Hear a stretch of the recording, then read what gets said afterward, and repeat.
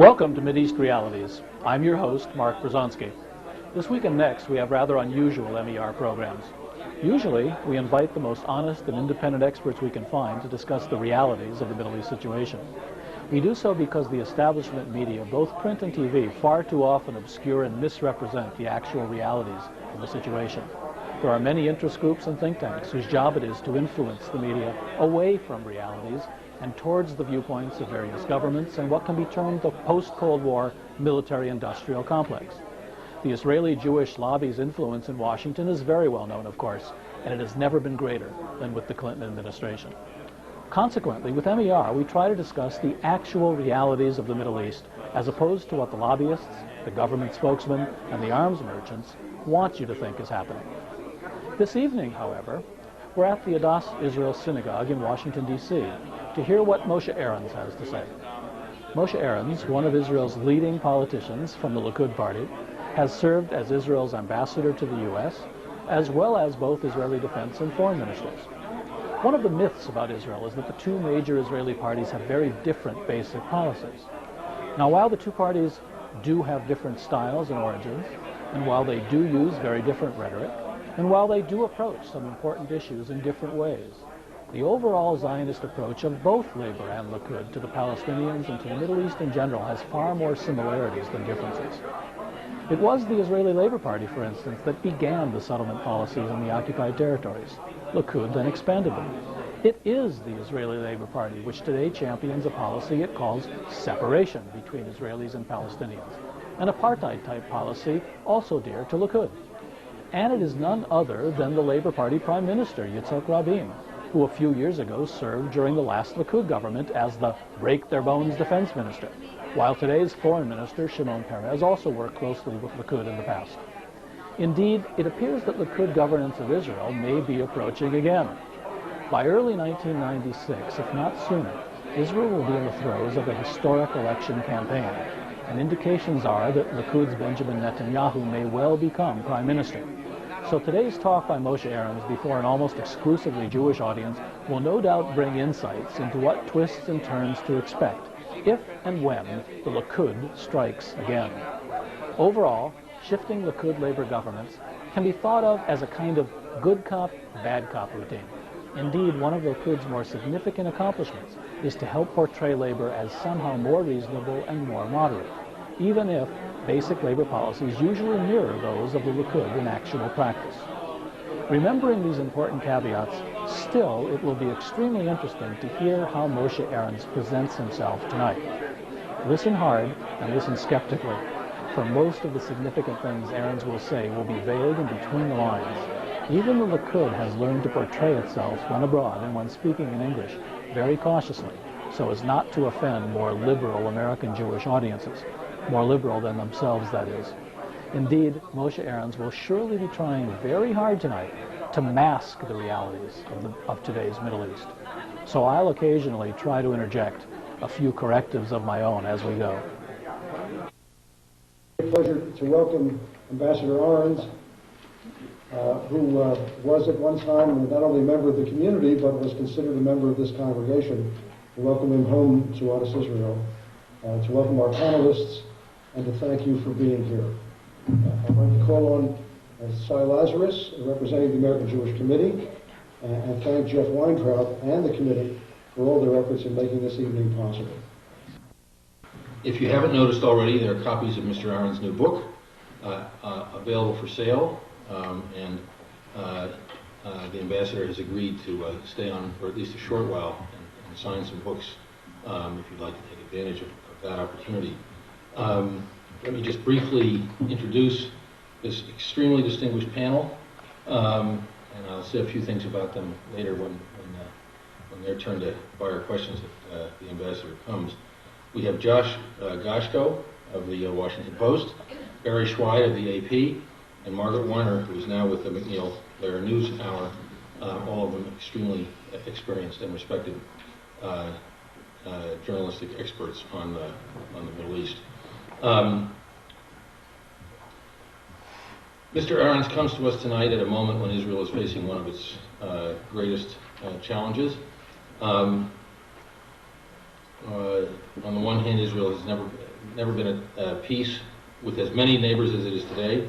On the other hand, it is not at peace, as the spate of suicide bombings and other clashes with violent rejectionists have demonstrated. Mr. Aresns is going to both talk about the matters that are covered in his new book concerning his own tenure as a member of the Likud cabinet in the most recent government. I'm sure he'll also be willing to talk about the events that we're all concerned about today. Just in case some of you don't know, Ambassador Aresns has been a leading member of the Likud party since his election to the Knesset in 1974, beginning with his appointment in 1982 as ambassador to the U.S. He has since taken on a variety of important positions, including defense minister and foreign minister in the mid-80s and early 90s. He was born in Lithuania. He grew up in Latvia. He immigrated to the U.S. at the outbreak of World War II, and then to Israel in 1948. He has degrees in engineering from MIT and Caltech. He's been a university lecturer on engineering in Israel. He ran his own engineering firm. He oversaw Israel's major aircraft and weapons systems programs in his role as vice president for engineering with Israel Aircraft Industries. 2 years ago, Mr. Aresns resigned from the Knesset, and since then he has served as vice chairman of the Israel Corporation. He's also the author of the just-released book, which is what we're here for, Broken Covenant, American Foreign Policy and the Crisis Between the U.S. and Israel. Please join me in welcoming Mr. Aresns.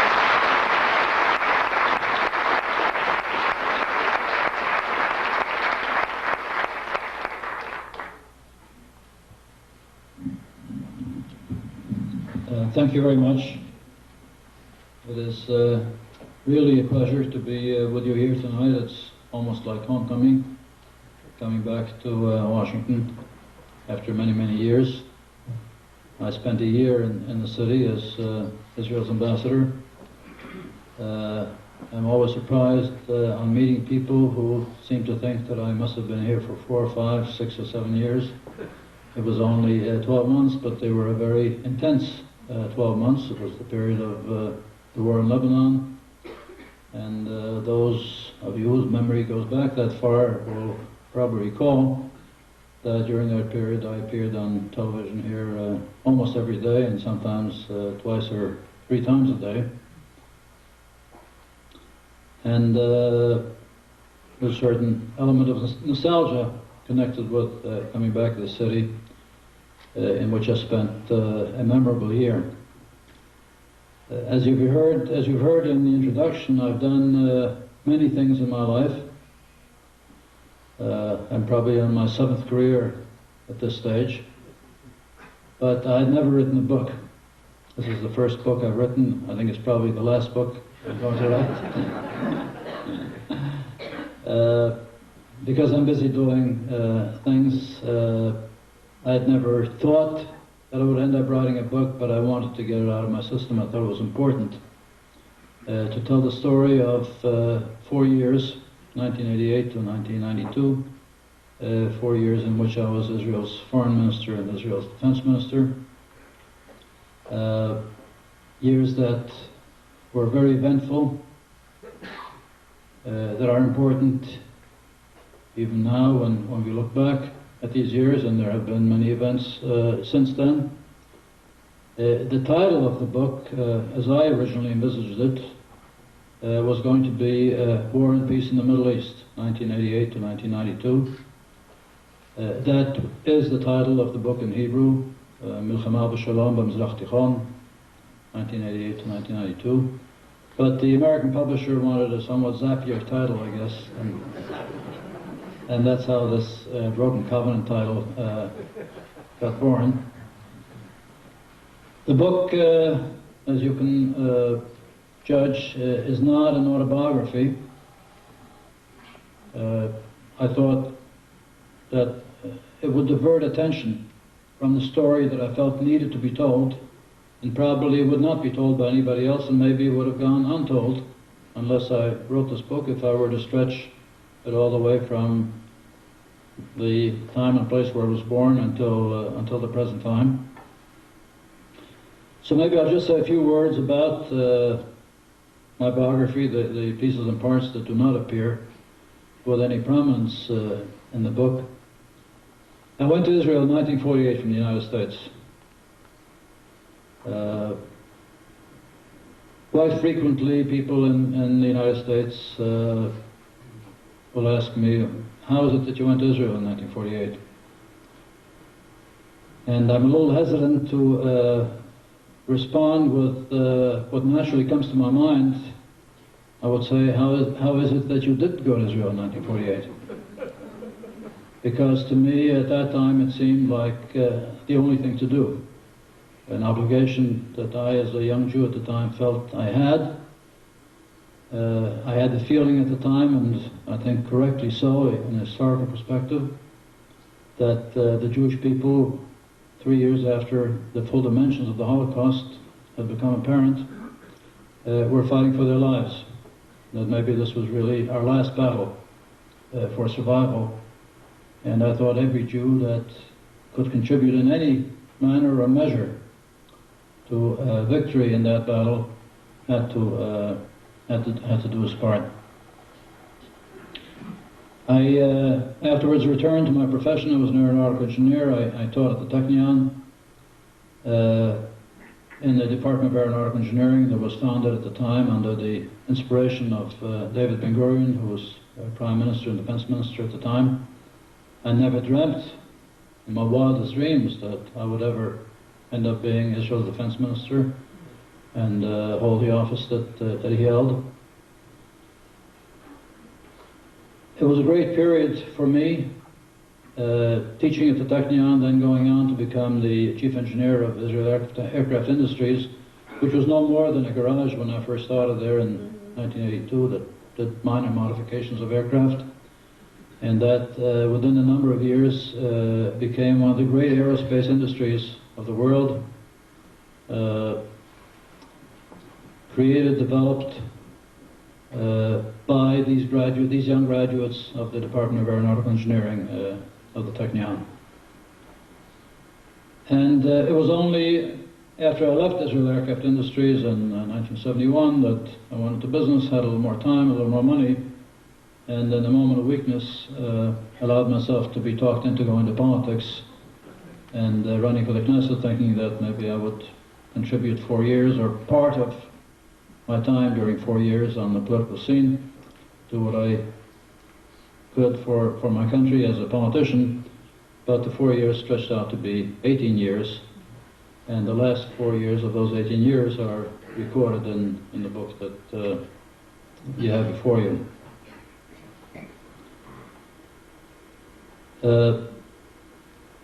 They were, I think, important years in Israel's history. And they included 4 specific developments, events, if you like. One, the Intifada. I inherited the Intifada from my predecessor at the Ministry of Defense, Yitzhak Rabin. We changed posts twice, a very unusual occurrence anywhere and unprecedented in Israel. He took over the defense ministry from me in 1984 after my first tenure as defense minister, and then again in 1992 after Labour won the elections, and I turned the defense minister over to him. The Intifada broke out during the time that he was defense minister. When I became foreign minister after the Likud election victory in 1988, it was going strong. It was causing Israel a great deal of damage. Rabin used to say, and I agreed and repeated that it was not endangering the very existence of the State of Israel. It wasn't like the Yom Kippur War. But we knew that it had the seeds of causing Israel a great deal of damage, which in the long run might create dangers that maybe we couldn't even fully conceive. But when I entered the foreign ministry, I realized that Israel was becoming increasingly isolated, coming under attack and pressure not only from those who had never been friends of Israel, but also from friends of Israel, from members of the Jewish community. There was considerable concern and dissension in Israel itself, and it was a phenomenon that had to be addressed. I point out in the book that I think it was a very grave mistake on the part of Israeli governments, mostly Labour, but eventually also Likud, that over the years since 1967, when Judea, Samaria and Gaza came under Israeli control, the Palestinian population was in effect ignored. There was no Israeli policy towards the Palestinian problem. It was a non-policy. It was a non-policy that was originally enunciated by Moshe Dayan, who was defense minister during the Six-Day War and for many years thereafter, which in effect said that Israel was waiting for a telephone call from King Hussein. There was some specious logic in the saying. Judea and Samaria, the West Bank, had been annexed by Jordan in 1948 after Jordan participated in the attack on Israel in 1948. The Palestinian population, in those days it was called the Arab population of the area, had received Jordanian citizenship, and so Dayan said, and that policy was then followed by successive Israeli governments. When and if King Hussein came to the peace table, that would be the time to address and negotiate the status of the territories and of the people living in the territories. But the gap between King Hussein and Jordan and the Palestinian population became increasingly wide over the years, and the feeling of frustration that their problems, their aspirations were not being addressed, the very difficult economic situation that prevailed in these areas, especially in Gaza, certainly in retrospect we can say inevitably brought about the massive civil disturbances that characterized the Intifada. I had to deal with that directly when I became defense minister after the National Unity government broke up in 1990, when I took over from Yitzhak Rabin. And I'm a little hesitant in giving myself compliments, but in effect the Intifada was almost finished by the time of elections of 1992. There were no more massive disturbances. There was hardly any more publicity given to the Intifada. You didn't see it on the television screens anymore. It had run out of steam, mainly because it had been a period of great suffering and great difficulty for the Palestinian population, but also because we had, I think, sent a clear message to them that Israel was not going to give in to violence and that nothing was going to be achieved by rock throwing. And by the time I left the Defense Ministry in 1992, we had essentially restored normal life to the territories. I had opened all of the schools, all of the universities. The PLO, in effect, was in many ways finished, run out of steam, and that I suppose is the explanation, and that is the explanation given by many for the reason that Arafat was ready to make the agreement with Yitzhak Rabin when the Rabin government indicated its readiness to make an agreement with the PLO. They didn't seem to have any alternative anymore. But new life was being breathed into them at a moment when they were essentially finished.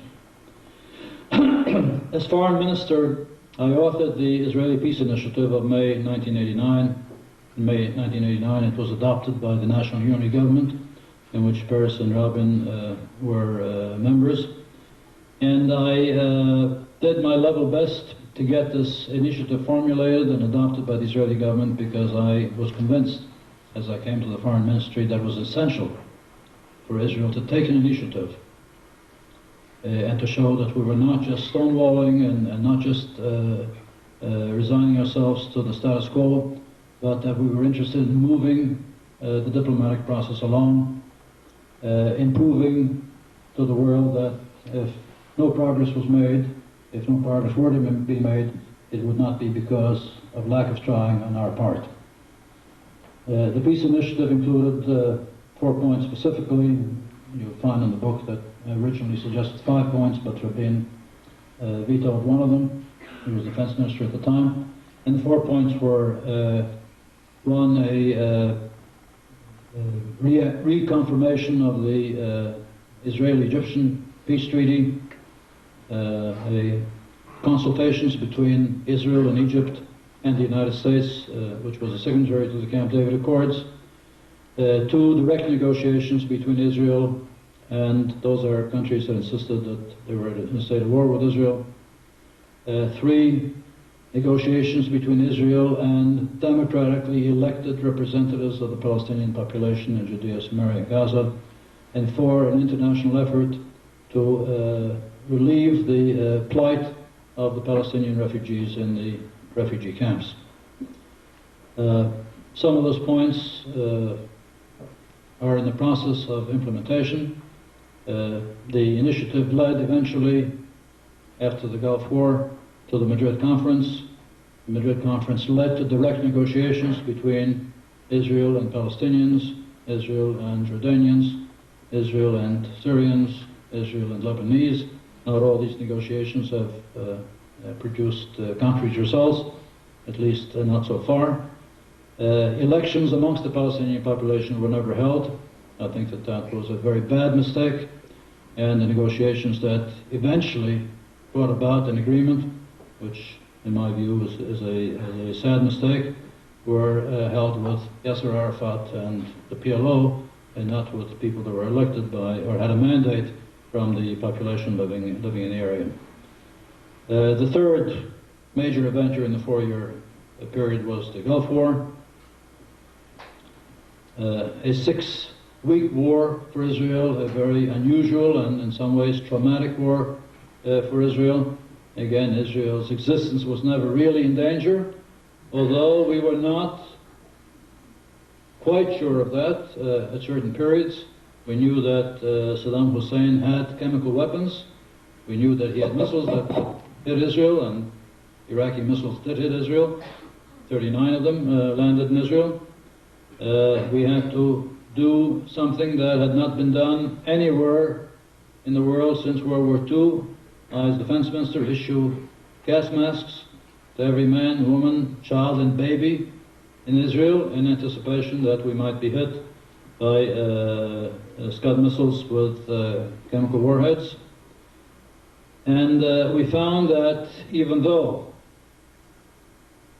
it was no accident that Saddam Hussein, who was a sworn enemy of Israel and threatened Israel with destruction and threatened Israel with the use of chemical warfare, but for a certain period of time, in my view an aberration, was supported by the administration in Washington, was given amongst other things what the administration refused to give to Shamir's government, namely loan guarantees, which were not used for their presumed purpose of buying agricultural produce, but rather were used for weaponry. It was no accident that this man, who was an enemy of Israel, also turned out to be an enemy of the United States. I think that that was inevitable. But as it turned out, and I wrote about it in the book, the enemy of our enemy did not turn out to be our friend. And the Israeli-U.S. relationship during that period as well, or maybe especially during that period, was not really the kind of relationship that you would expect to have occur between two allies at war against a common enemy. The 4-year period, in terms of the U.S.-Israeli relationship, which is really one very unique, between two countries very far apart, in many ways very different. Israel, one of the smallest countries in the world, the United States, the superpower today, the leader of the democratic community of nations. It's a very special relationship that had existed over the years based on the common values and ideals that are shared by the two countries, that therefore also made for common strategic interests. During the 4-year period of the Bush administration, suddenly assumed a very confrontational style with manipulative tactics being used on the Israeli political scene, behind the back negotiations being held with the Labour Party while Yitzhak Shamir was Prime Minister and I was Foreign Minister. And I think probably not consciously an effort being made to bring down the Shamir government. Something that actually did happen, and I think was, in some measure at least, connected with the policy that was being practiced by the Bush administration towards the Shamir government.